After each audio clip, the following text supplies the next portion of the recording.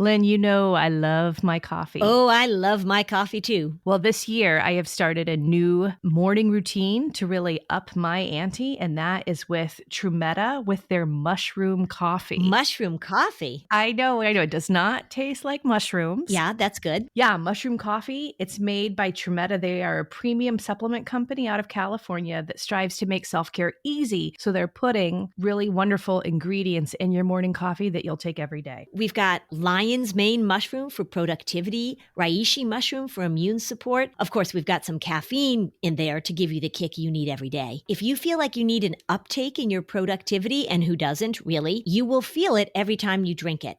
And Trumetta offers their best deal to date to fans of Flusterclux. You'll get a free electric mixer and 40% off the coffee, plus free shipping in the U.S. So start your day unflustered with Trumetta's mushroom coffee. And right now you'll even get a free electric immersion mixer to stir in the coffee creamer of your choice. Fabulous. And 40% off the coffee plus free shipping in the U.S. So go to Trumetta.com/fluster to fuel your productivity and creativity with some delicious mushroom coffee. TRUMETA.com/fluster. If you don't know how to manage worry when it shows up, then you're not going to be able to do the plan. So the plan shouldn't be focused on all of those logistical steps. The plan should be focused on when you're doing the things you need to do to get to school, to get to the birthday party, to sleep in your own bed, whatever, get on the airplane. The main part of the plan for me is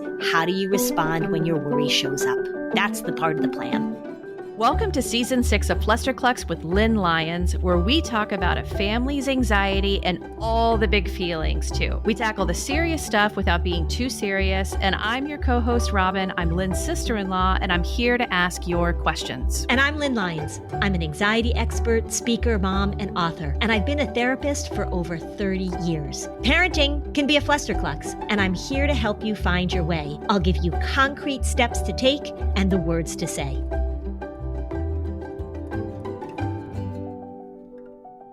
Hey, Lynn. Hi, Robin. So what are we talking about today? What we're talking about today is how do you come up with a really effective plan for dealing with your kids' anxiety? Because everybody talks about plans. We need a plan, we need a plan, we need a plan. And there really are some do's and don'ts with plans that will determine whether or not they'll work and whether or not they'll totally crash and burn. Okay. Can I ask some dumb questions that I'm sure other listeners might have too? Yes. I've heard of individualized education plans, of course. And is that what we're talking about today? Or are you talking about a plan with a therapist, for example, as well? Well, I'm going to talk about plans with a therapist and plans with families and plans at schools. An IEP, an individualized education plan, can be very helpful when it includes some of the things that I'm talking about, but oftentimes they don't. Because sometimes it's not the purview of the school, but sometimes we can put things in place. But what I'm really talking about is, as always, how are we developing the skills that kids need to manage their anxiety and worry when it shows up? And oftentimes plans are just really based on we're going to do this and this and this. And the plan misses the huge, important component of how are we going to teach the skills or even talk about or even identify or even put into words the skills that somebody needs to manage their worry when it shows up. It sounds like you're talking about plans even within the context of what a family does on their own. Absolutely. I would go so far as to say this is actually relevant to all families, not just those who have already prearranged or are considering IEPs. This is really a family's approach to anxiety management or prevention. Yes. Okay, so let me just sort of walk you through it. Say there's something that you want your child to do, and you know they're not doing it because of their anxiety. So they're avoiding something. Oftentimes the plan will be, let's put very concrete things in place to hopefully facilitate them doing the thing that they need to do. For example, our child is having difficulty getting to school. So I will say, all right, do you have a plan in the morning to get your school refusal kid into school? And they'll say yes. And we make a plan on Sunday night and we have everything ready to go. And then it totally falls apart in the morning. So I say, well, what's the plan? And then they will tell me very solid and necessary logistical things that one does in order to get to school. But it leaves out the key component of what do you do when worry shows up. So for example, they'll say, well, we're going to lay out the clothes in the morning. We're going to make sure that she has a breakfast that she really likes. We're going to get up on time. We're going to not turn on the TV or not use any screens in the morning. And we're going to make sure that we get out of the house in plenty of time so that she can get to school without feeling rushed and without being late. I'm just wondering if the regular listeners are like, I'm on to you, Lynn Lyons. I know where this is going. So that's a good logistical plan. But then they'll say, well, we tried it and it didn't work. We tried our plan and it didn't work because having clothes laid out, having the good breakfast available, the goal of leaving the house with plenty of time to get to school is all well and good.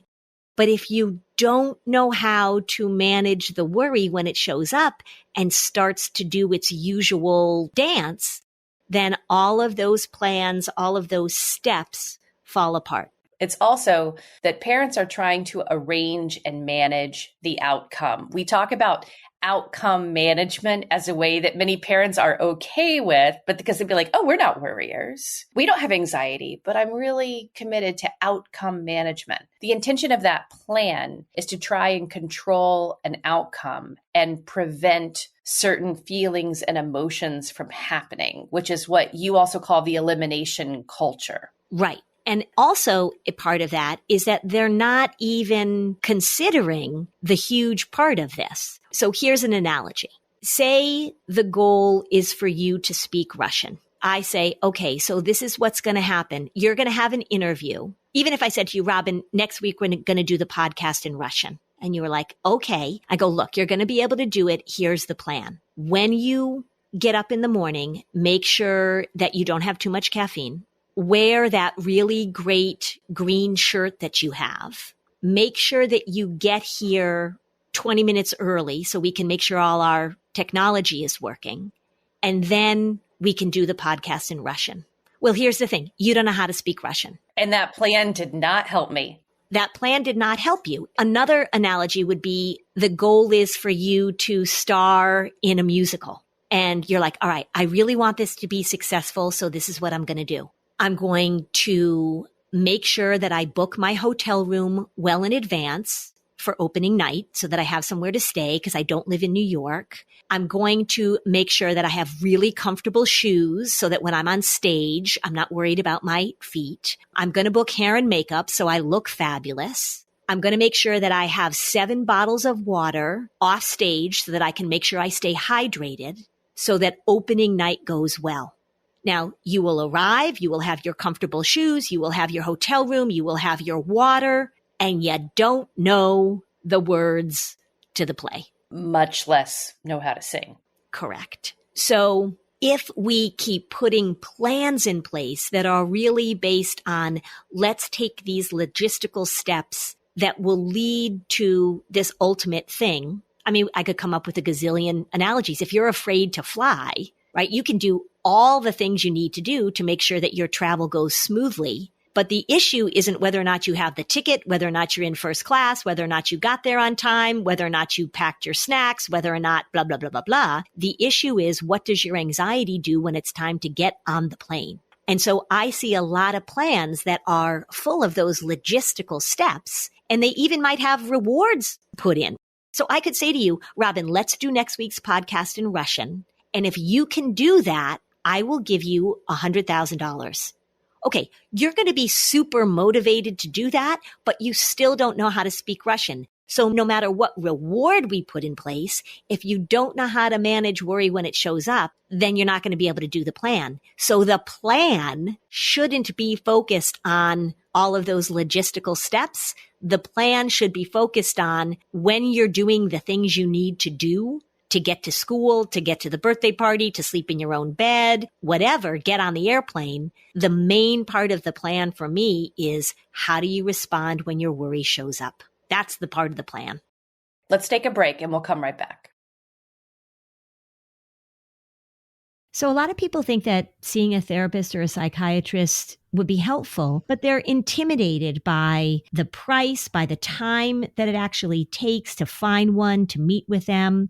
Talkspace offers you the opportunity to do everything online, and it's really made getting the help you want easy, accessible, and affordable. With Talkspace, you can sign up online and get a personalized match with a provider that's right for you within about 48 hours. It's incredibly convenient to have virtual sessions with your licensed therapist from the comfort of your home because there's no need to commute to appointments, miss time at work, or line up childcare in order to attend your sessions and keep them regular. It's mental health care made easy. And we want people to take advantage of it because we want people to be preventative. So as a listener of this podcast, you'll get $80 off your first month with Talkspace when you go to Talkspace.com/Fluster. Match with a licensed therapist today. Go to Talkspace.com/Fluster to get $80 off your first month. That's Talkspace.com/Fluster. Isn't the point of traveling to get away from it all? To feel the best you've ever felt? Then maybe you should check out Aruba. You'll spend your time relaxing on cool, white, sandy beaches and floating in healing blue water. You'll meet locals brimming with gratitude for an island that redefines what a paradise can be. When your trip comes to an end, you won't need another vacation because you just had the vacation. That's the Aruba effect. Plan your trip at Aruba.com. Hey there, I'm Debbie Reber, the founder of Tilt Parenting and the author of the book Differently Wired. The mission of Tilt is to change the way neurodivergence, whether that's having a learning disability, having ADHD, being gifted, autistic, or some combination of all of the above, is perceived and experienced so differently wired kids and the parents like us raising them can truly thrive. On the Tilt Parenting podcast, I get to talk with authors, therapists, educators, and parenting experts who are committed to this mission. I ask the questions my listeners are most curious about when it comes to supporting our kids. And in turn, my guests share strategies for challenges, out-of-the-box ideas for navigating school, best practices for therapies, tips for advocating, and so many thoughtful insights on what it really takes to help our kids grow up feeling seen and respected so they can create awesome lives for themselves. I know that raising a differently wired kid can feel overwhelming and isolating, but I promise you, you are not alone, and it can feel so much better. If you're on this parenting journey, come listen to Tilt Parenting. Together, we can shift this paradigm and show up for our exceptional kids with hope, possibility, and joy.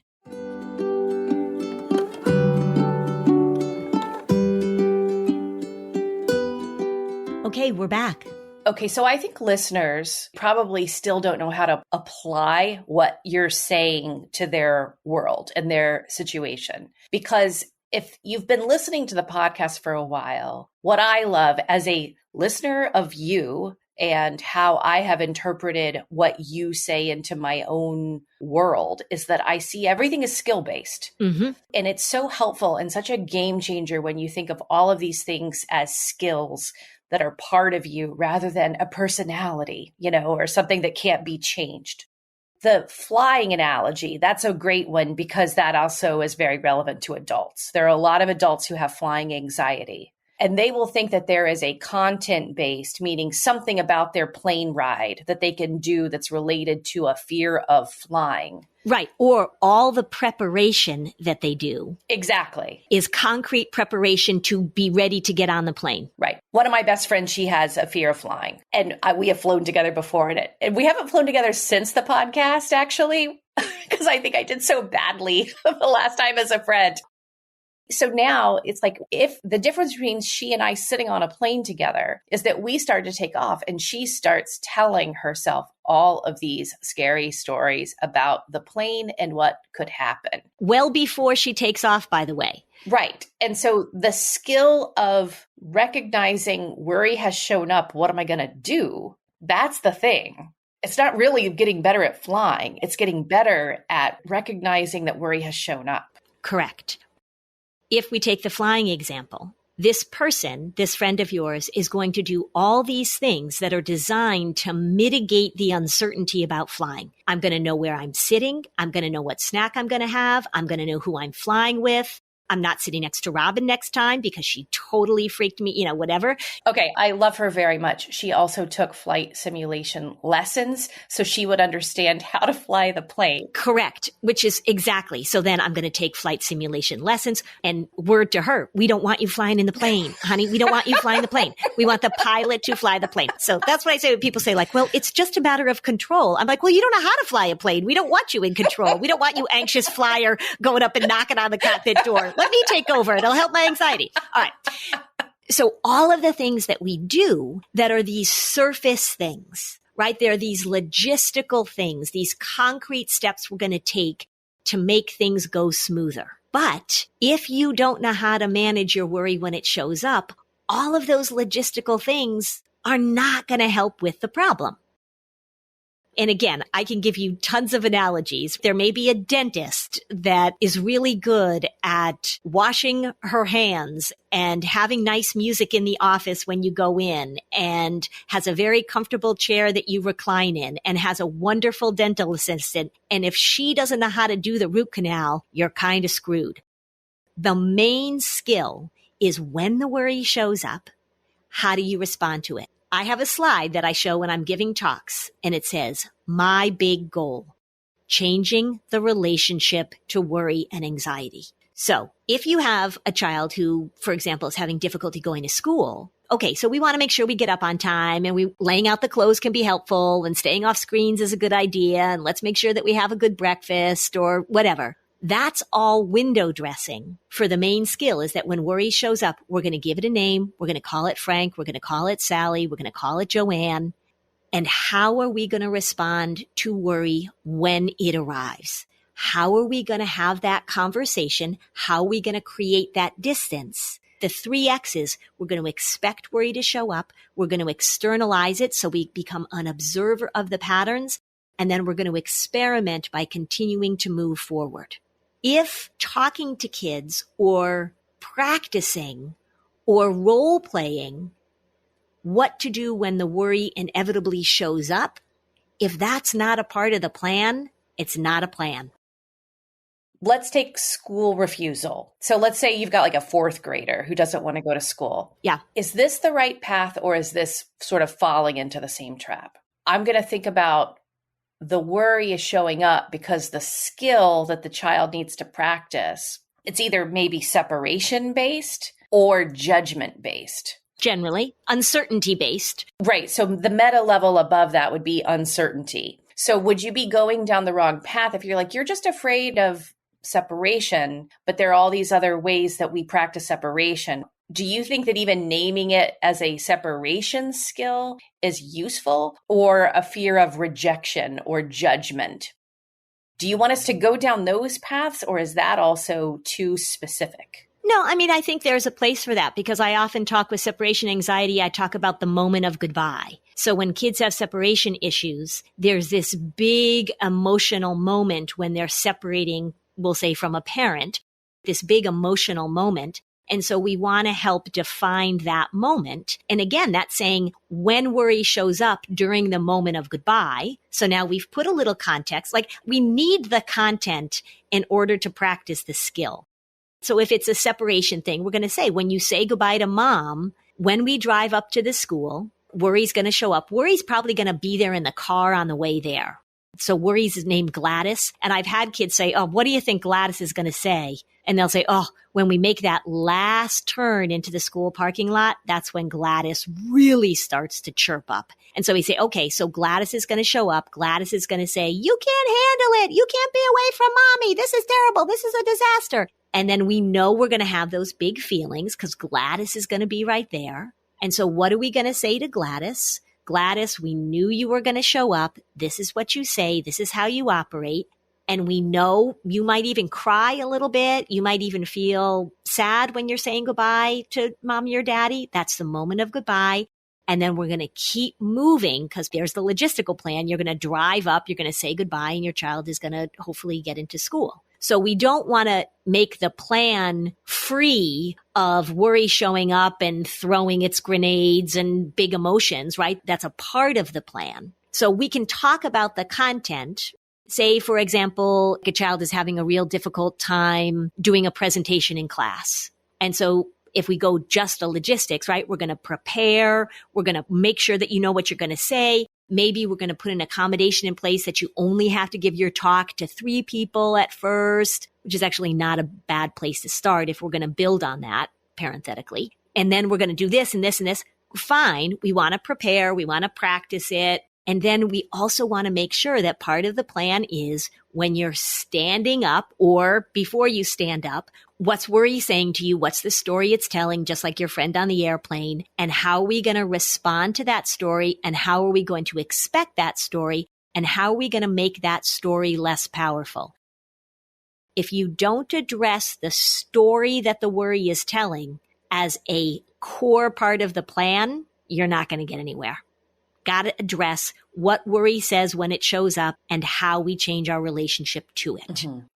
I feel like this is also referencing the 7 steps, like the anxiety disruptors and the puzzle pieces. Just acknowledging you're uncomfortable right now. Worry showing up because you're uncomfortable without getting more specific. Yep. And even part of the plan, because that step, that puzzle piece that you're referring to is the getting unsure and uncomfortable on purpose puzzle piece, which is really the meat of the sandwich. And really saying, we expect that you're going to feel uncomfortable and uncertain. Here it is. Here's the discomfort. Here's the worry. That has to be talked about. It has to be a part of the plan. Because what happens when you put these plans in place that are just based on logistical steps of we're going to go from here to here to here to here, then when the worry shows up, nobody knows how to deal with it. And they're like, well, we said we're going to lay out the clothes and leave on time. And then the plan just fell apart because there was no discussion or practicing. What do we do when worry inevitably shows up? What I like about your doing the podcast in Russian or Greek or whatever language is that in reality, if you were to offer me $100,000 to do the podcast in Russian, maybe I would be motivated to learn Russian so that I could do it. But I would acknowledge it would take a lot of practice and time. Correct. This is not some overnight fix. This is about skill building that you incorporate into the rest of your life. Right. So if we just want to continue with that analogy, if I said to you, we're going to do the podcast in Russian in 6 months, and I will give you $100,000 if you can do it, you would be like, all right, I got to learn some Russian. I got to figure out how to speak Russian. And that is kind of how therapy goes. The goal is for you to get to school and maybe there's some reward and we're going to teach you the skills of getting into school when your worry shows up, not just getting into school. But if I said to you, Robin, we're going to do the podcast in Russian in 6 months, I'll give you $100,000, but you cannot learn anything about the Russian language. You just have to spontaneously know how to speak Russian. If I said to you, there's no practicing speaking Russian, there's no stepping in, we're not going to start at the beginning and build your Russian speaking skills. That's oftentimes what the plans are like that I run across. Even if I said, I'll give you $5 million, you could want to do that as much as we could imagine, and you wouldn't be able to do it. Which is why when people say, well, she's just not motivated to deal with this, I'm like, well, have you taught her the skills? Because motivation without skills is nothing. I could be motivated to fly, and I could flap my arms a lot. I'm not going to be able to fly. It's about the skill rather than just talking about logistics and rather than just hoping that it's going to go well. Let's also bring up Michael Yapko. And if you haven't listened to that episode from December 8th, I think it was, of 2023. I beg everybody listening to this, please, I'll give you $1 million if you listen to that episode. So one of the things that he said, not really in that episode, but it was sort of like that game changer for me where I started understanding this whole concept of skill-based emotional management, was people don't really self-sabotage. There's simply an absence of skills that result in things not happening the way you want.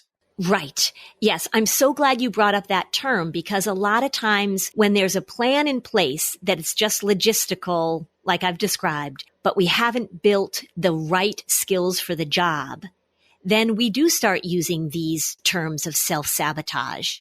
That's such a pejorative term in terms of, and therapists use it all the time. And I honestly just think it's a BS. It's a BS. They're missing the point. Right. They're missing the point. We don't have the skills when somebody hasn't taught us and supported us and coached us and had us practice the skill of managing big emotions, the skill of understanding what worry does and says and how we're going to respond to it. No amount of motivation, no amount of rewards, no amount of cajoling or yelling or threatening or all the other things that we do are going to make it happen, because you've got to have the skills. And people will say, well, what are the skills? Go back to the Anxiety Disruptor series that we started in June of 2022. Those are the skills I'm talking about.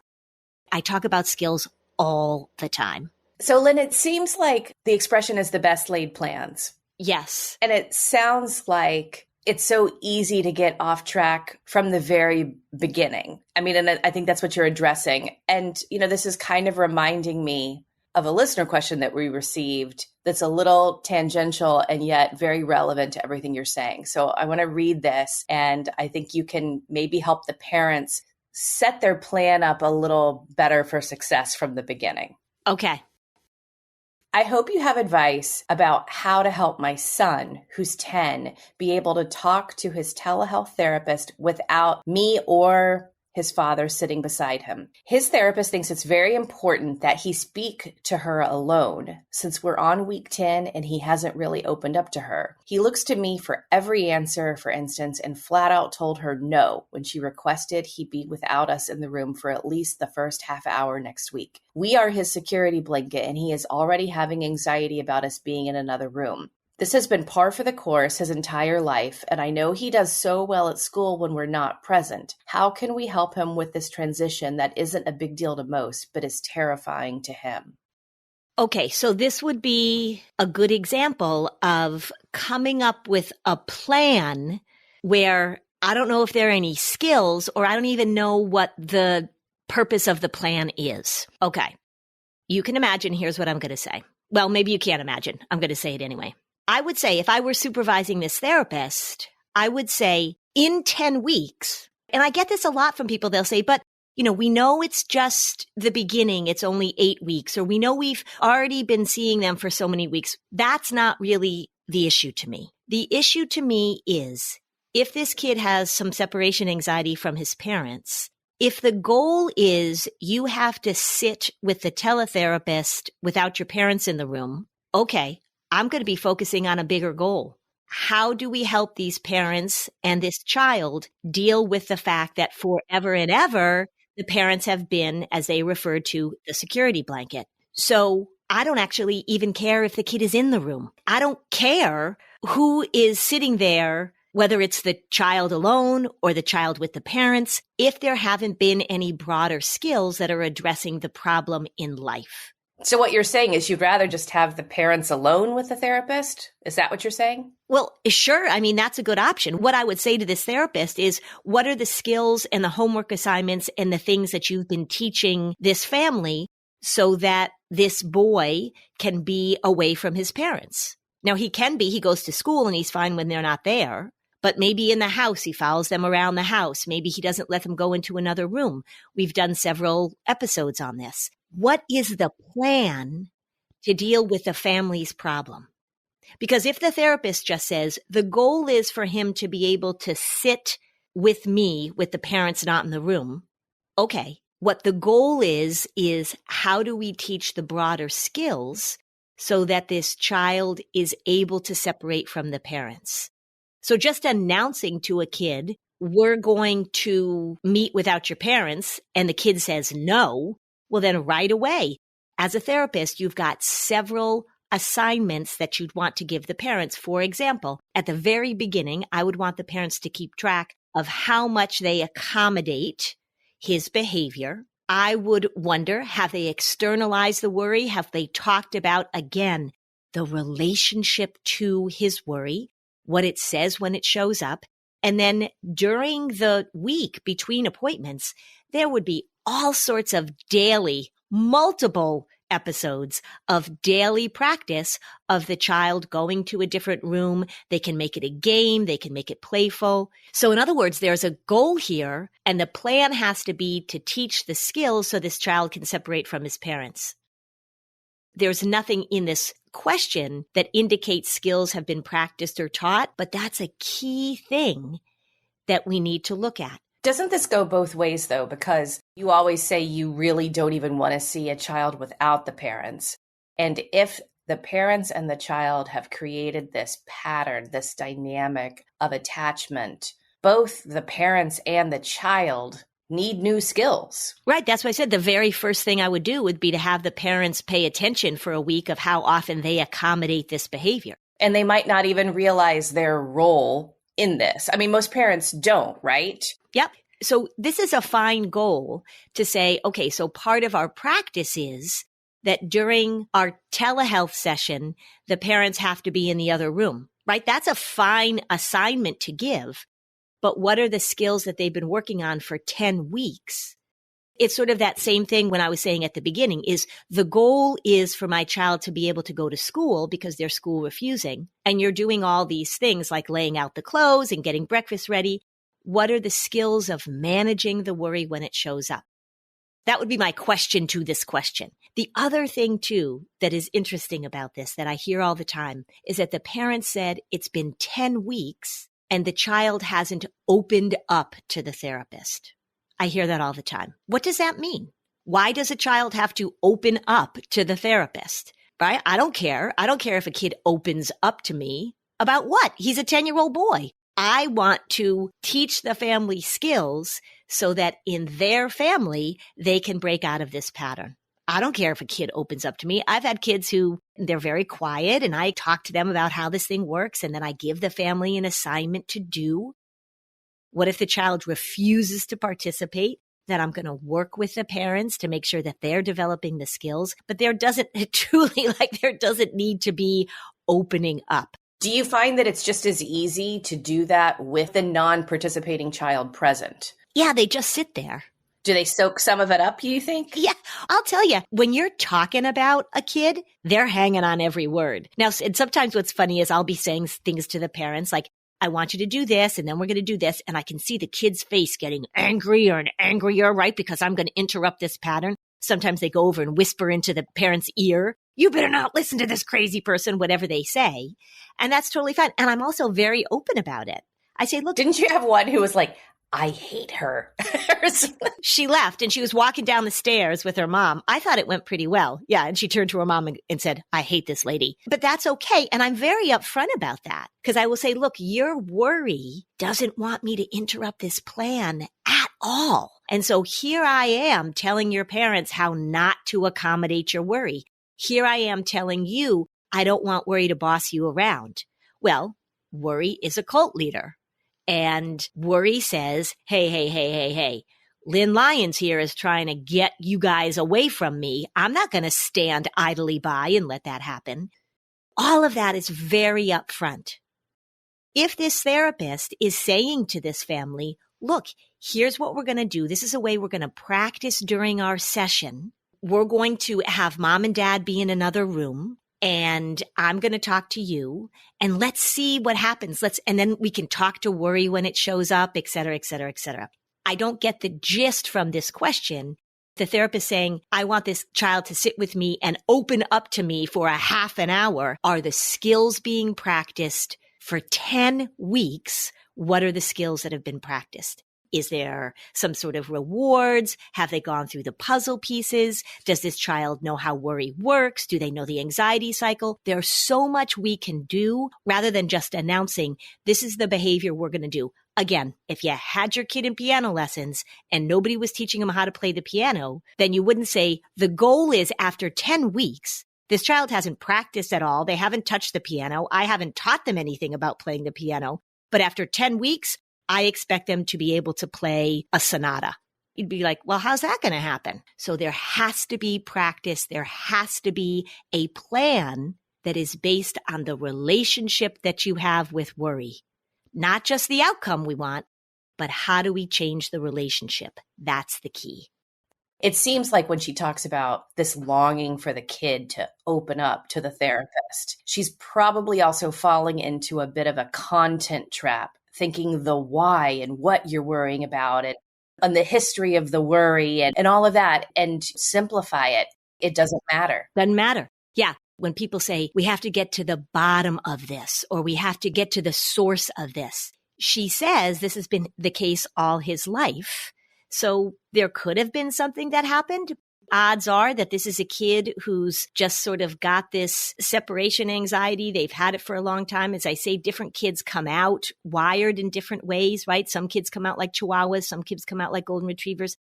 Could there be something? Sure. Is it an essential part of helping this 10-year-old to be able to separate from his parents? Nope. And here's the good news is once he gets away from them, he goes to school, he does great. So this becomes, how do we practice separating and tolerating the big feelings that show up during that moment of separation or those moments of separation? You're exactly right. Simplify, simplify, simplify. And if the therapist or the parents think that this child opening up to the therapist is a key to being successful, I'm going to say, nope, it's not, which is very different than what a lot of people think. And a lot of therapists who aren't very good at managing anxiety think too. Well, it's a different perspective. So there are a lot of therapists that think that it's really important to get to the root of the problem, to uncover it, right? I just was listening to somebody talking about worry is not in your brain, or anxiety isn't in your brain, it's in your heart. And so it's really important to just go into the heart.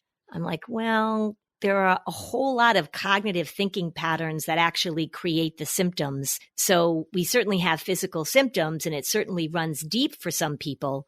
But to say it doesn't have anything to do with the way you think, I would disagree with that too. You're being very diplomatic about that. I have a feeling you have stronger opinions about that. So let's, for the record, Lynn was very nice, but thinks that that's full of crap. Okay? That's my translation. Okay, so when we come back, let's do a wrap up of this. Okay. I'm Margaret. And I'm Amy. And together we host the podcast, What Fresh Hell? Laughing in the Face of Motherhood. Margaret, I would say you're sort of a where are my keys kind of mom. Correct. Sometimes a where are my kids kind of mom. Well, you're, Amy, more of a we were supposed to leave 35 seconds ago, mom. I mean, touche. In each episode of What Fresh Hell, we come at a topic from our usually completely opposite perspectives. I bring the research. And I bring kind of the gimlet eye. Like, is that research really going to work, people? And almost 10 million downloads later, we're still laughing. We also talk to experts in the parenting field, plus parents with stories we can all learn from. We make each other laugh, we challenge each other's assumptions, and we have what we think is the best parenting community on the internet. Check out What Fresh Hell? Laughing in the Face of Motherhood wherever you listen to podcasts. Hi there, I'm Andrea Owen, self-help author with 19 translations of my books, global keynote speaker, and life coach. My podcast, Make Some Noise, has been serving up self-help in a simple-to-digest way for the last decade. The topics brought in each episode are practical and easy to implement around topics such as working through fears that keep you stuck, different modalities of therapy, managing your negative self-talk, and more. We bring you guest experts, solo episodes, and I even coach listeners on the air around relatable struggles.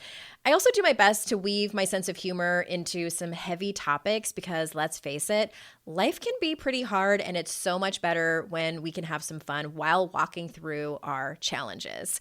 Whether you're seasoned in personal development or just starting out, Make Some Noise podcast will help you become the best version of yourself, the person you're proud of when you look in the mirror and show up in your life. Simply search Make Some Noise with Andrea Owen wherever you listen to your podcasts.